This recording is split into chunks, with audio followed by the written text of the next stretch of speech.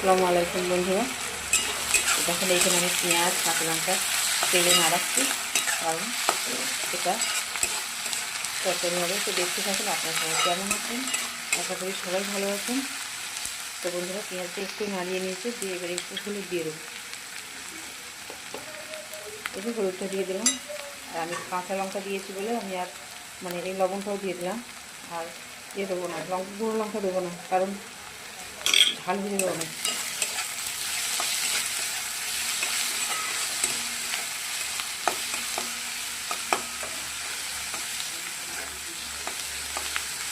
তো বন্ধুরা, পেঁয়াজটা তো আমার লাড়ানো হয়ে গেছে।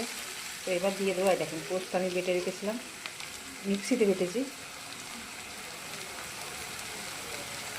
তো দিয়ে দিলাম পোস্তটা। এই তরকারিটা আমাদের ঘরে সবাই পছন্দ করে, সবাই। আর কাঁচা লঙ্কা দেখতে সরু সরু করা, কিন্তু ওর ঝাল আছে, প্রচণ্ড ঝাল। তাই ওই জন্যই আর গুঁড়ো লঙ্কা দিলাম না।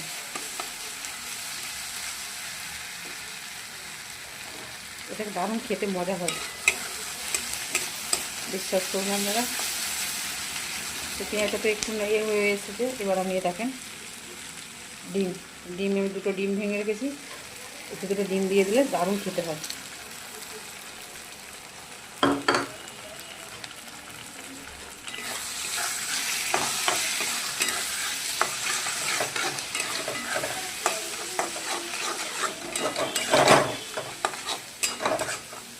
আহা, এখন থেকে নিয়ে যা গন্ধ উঠছে বন্ধুরা, খুব গন্ধ উঠছে দেখুন।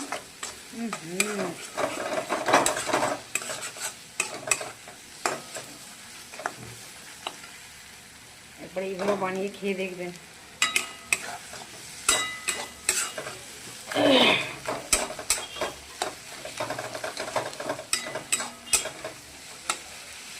ডিমটা দেবো বলেই হলুদটা দিলাম একটু, কারণ সে সাদা হয়ে থাকবে। তো পোস্ত সাদা খাওয়াটাই ভালো, কিন্তু এই ডিমটা দেবো বলে, তার জন্য আমি এবার এই যে পোস্ত যে এটা আছে মিক্সি ধোয়া একটু জল দেবো।